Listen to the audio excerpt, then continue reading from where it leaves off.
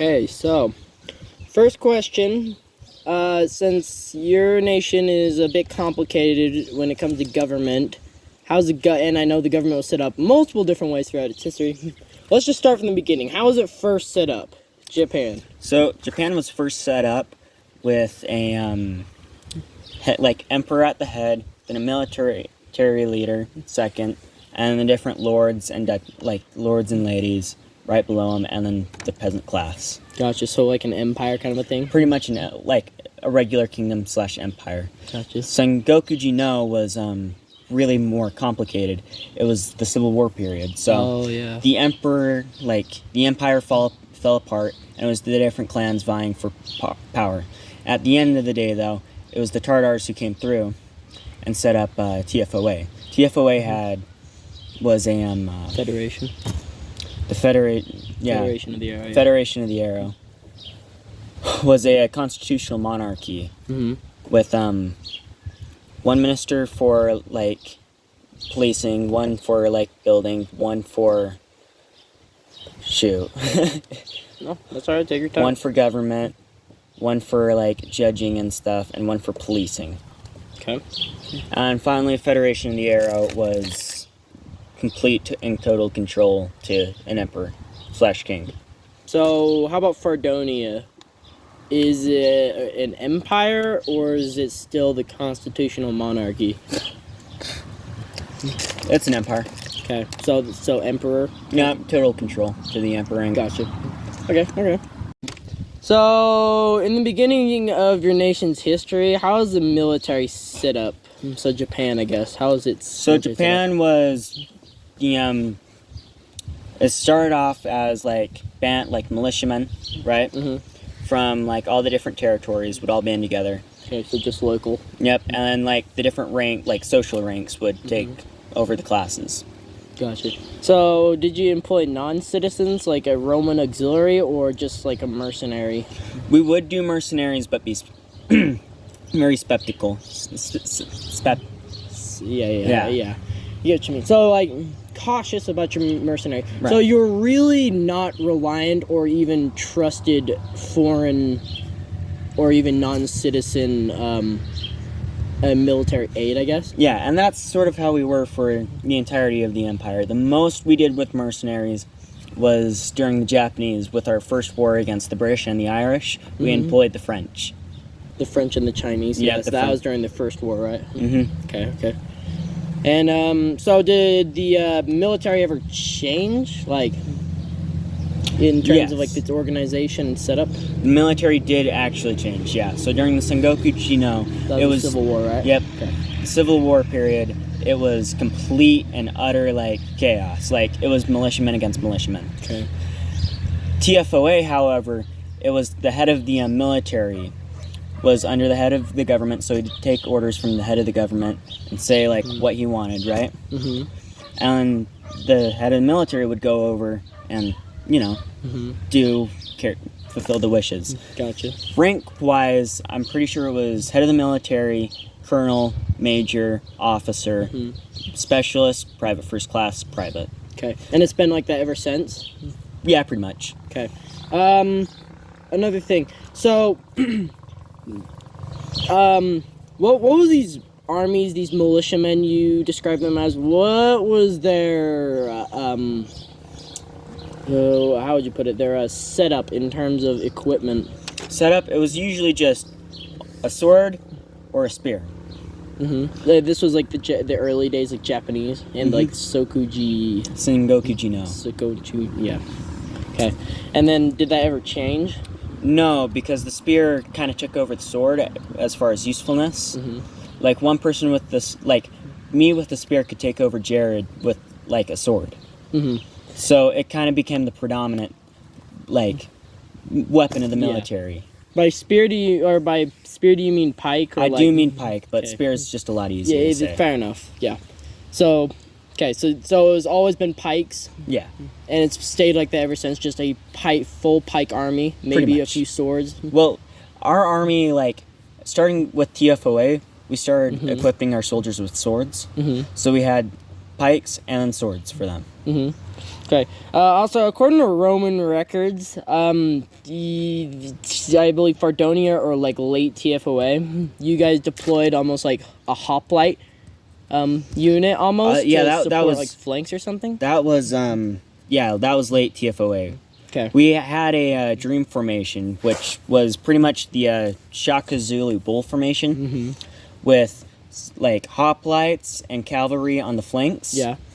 With like a bunch of pikemen like back in reserve, and a bunch of pikemen forward as like the head. Gotcha. Okay, so it was like just a line of pikemen and then cavalry and in like an encircling position, like a bull with horns. Like a U almost. Oh, yeah. Okay. So it wasn't straight or flat or like a wave. It was more of like a U. Yeah. Okay. With a bunch of units in the back, though. Oh, like reserves? So reserves were like archers and stuff, like missile units. Oh, okay. So pretty much everything was committed, and then that's it. Yeah, that was the dream formation, though. Okay. That never came to pass. Okay, so what was the most common form of, I guess, warfare that you guys employed, I guess?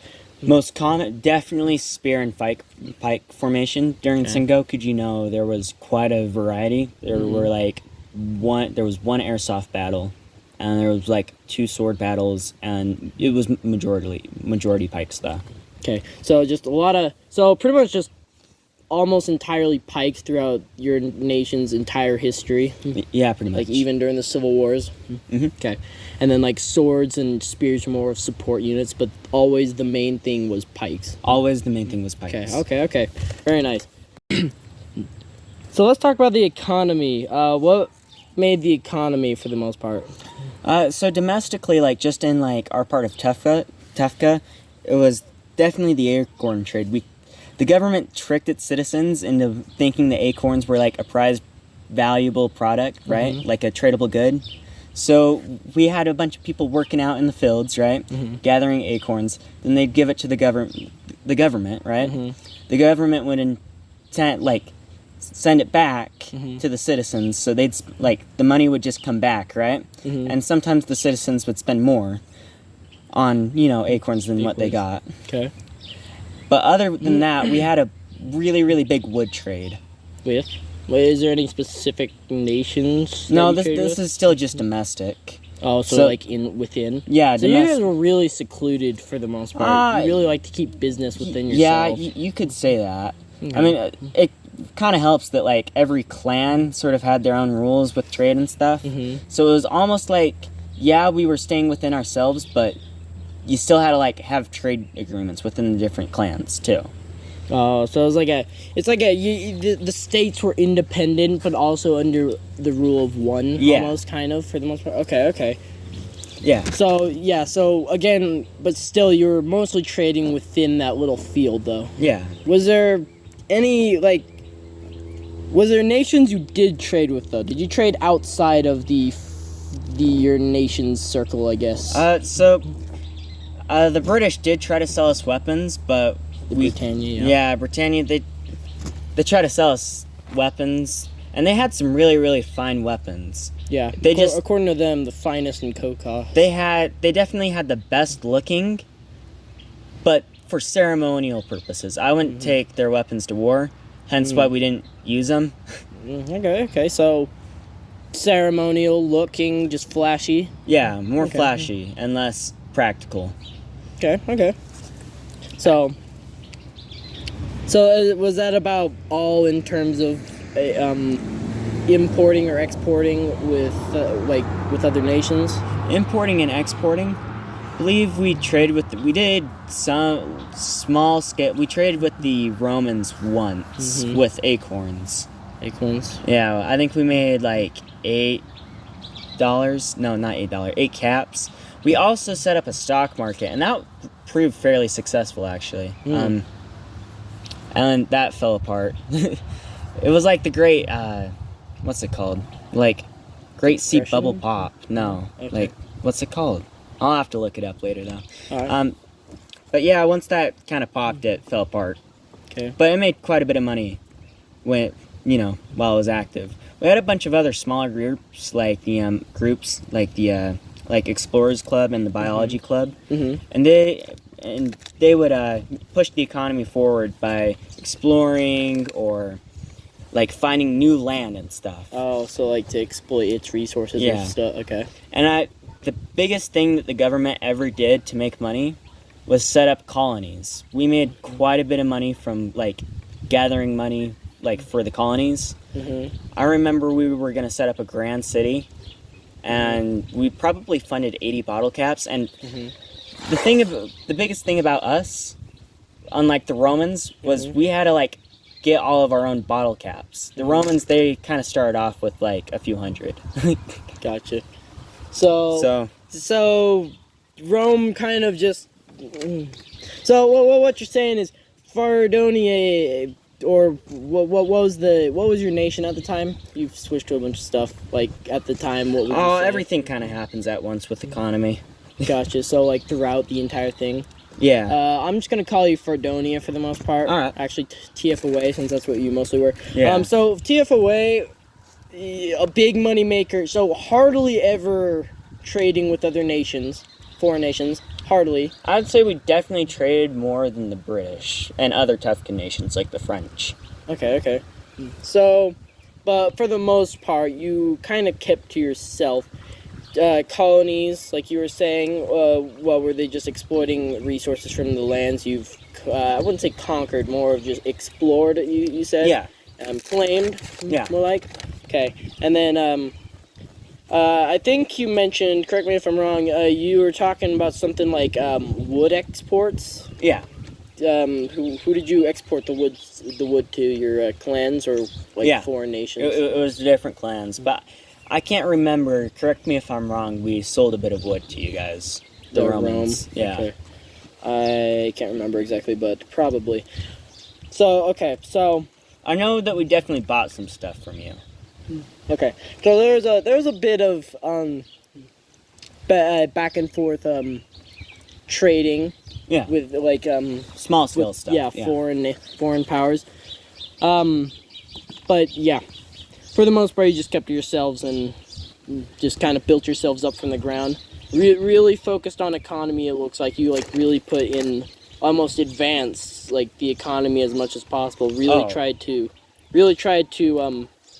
change it for the better and make it even more efficient and profitable. Yeah. As far as I'm aware, we're the only nation that had a stock market. Yeah, that's probably true. But yeah, so really seems like your nation, TFOA, has, like I said, really gone deep with the field of economics. Yeah. All right, that's great. So, history. So let's start from the beginning. All right. How did the Japanese come to be? So it came to be. So we started off at the very start of the game with Rome coming out of their civil war, right? Yeah. And the Roman emperor and the soon-to-be emperor of Japan, right? Mm-hmm. Were out strolling, and they found the Portuguese, right? Oh, so the Portuguese, like their empire at the time? Yeah, their empire, their main capital, with their like 4-story building fort, like. Oh, they're super forts. They're super forts, right? Yeah. And we're like, okay, we'll give this a try, right? Yeah. So we got like 3 or 4 people as a start, and then we started settling the land, right? Yeah. Then we started claiming more and more land, and then Britannia rolled around, so we gave them some land, and then Ireland came around, we gave them some land. So China, what happened to the Portuguese? I say we get to that later. Okay. Then of course there was the French, the barbarians. Eastern barbarians. Just the barbarians in general. And yeah, all those groups, the Chinese. Can't forget about those guys. So what you're saying is Japan started real small. So what you're saying is Japan made all these nations. Not necessarily, sort of. More like we all kind of just came into existence, and we were like, except for Portugal, we were like the dominant force because we were there first. But the Portuguese were? The Portuguese were there first, but they were just staying in their main little territory. We took over like all of the like surrounding land. Okay. Then we leased some out to the French, then the Chinese and the British, Irish. Oh, so you gave it to them peacefully? Yeah, peace. The Britannians say the land was unclaimed, and they claimed it. Not that it was for given to them. the most part, but they definitely wouldn't be around if it weren't for us. Oh, so what you're saying is you kind of let them inhabit it? Yeah, sort of. So less giving it to them and more of let them inhabit. It's like we could take this land, but we're just gonna let you have it. More of a thing. Was that the case for like just about all of the tougher nations? Okay. And the war of threats and stuff, and that eventually spoiled over into Japan and Rome against Ireland and Britannia. During the first battle, though, the first war. Yeah, the first war technically. No, we went and conquered the Irish. Ease. The Britannians say that Ireland betrayed Britannia instead. So you said Japan conquered Ireland, but Britannia claims that Ireland betrayed them, gave Japan info on like their vulnerability, and then converted peacefully and diplomatically into Japanese. No, that's not the case. We full on conquered them. Okay. And we definitely full on conquered them, and we kind of like assimilated them into us. So they were part of our tribe, and that's when they definitely gave us the info. Yeah. And then as a group, we got a bunch of mercenaries from France, China, and just a bunch. Mercenaries? All over? Yeah, mercenaries from all... So that was about the only time you've ever used mercenaries? Yeah. And we went and fought the British. We took them over, right? Then I had to go to, do schooling in Brazil. So I left the country in charge with Marin. But I really left you, like, puppet master, Yeah. I left Silas as the puppet master. Britannia claims that, what was it? Oh, yeah. They claim they drove the invaders out. No, they lost hard. Okay. Britannia was saying that, they were never taken over, and because of the superior, craftsmanship in weapons and technologies of weapons, that they drove the invaders out, but were weakened in the process. That's what they claimed. Okay, and then like after they drove the invaders out, they started because they're paranoid. They started working on their military, like upgrading their military and recruiting more citizens and military recruitment. So that first war, we took them over, right? Okay. We like full on conquered them. Oh, okay. And I had to leave to go to Brazil. Yeah. I left Marin in charge, but Silas was which was the leader of Rome at the time, at least. He was really sort of like the master of puppets, and then I was there for like 4 or 5 months. Then I came back. Yeah, that was just kind of a time of more. No, that was the time of the Great Meeting. Yeah, and you're gonna have to ask someone else about that because I'm just don't know too much about it. Corbin would be the only other one that remembers that. But when I got back, Britannia was its own separate nation again. So we had to go, take them out. Again? Yeah, again. And we invited Rome to that one, and we lost that battle hard. Oh, yeah, I forgot about that one. Like, we lost that one hard. Okay. So I do remember this, and we did not discuss this during the Britannian podcast interview. Yeah, you're right. There was almost a second war of threats while you were gone. It was me, so Rome, Corbin, and Haydn, so Britannia. We all band together to discuss diplomatic, solutions to conflicts, which failed utterly. In fact, some of our what would you call them? Philosophers, if you want, I don't know, records. They literally describe the Great Meeting as one of the most brutal diplomatic missions in Coca history. It was an utter failure. Like I said, it was practically a second war of threats. It did not solve anything. It caused more war, and like you said, that is what caused that second battle. I would even call it the Second War, you know? No, the second battle happened because I was just actually, it was more... pissed that, It was the second battle, same war. You're right. Sorry. So still same first war. That second battle, and then like you were saying, so Japan and Rome, utter failure against Britannia, right? Mm-hmm. Okay. And why do you think we lost? Is it because of what they claim, superior military advancements and technologies, or... Yeah. Definitely. Maybe not. Yeah, that and probably craftiness. Craftiness. Yeah. Okay. Yeah, they Britannia talked a lot about their military setup as being more of a guerrilla warfare kind of a setup, because they didn't have the numbers like the big Tufkin or like just superpowers that Coca had, like Rome and Japan, you know. Yeah. We had tons, or not tons, but tons for Coca, by Coca standards anyway, for militaries. Britannia didn't, so according to them, they resorted to guerrilla warfare tactics, so flexible and not needing as many troops. Yeah. Okay, so you think it was because of that? Yeah. Okay.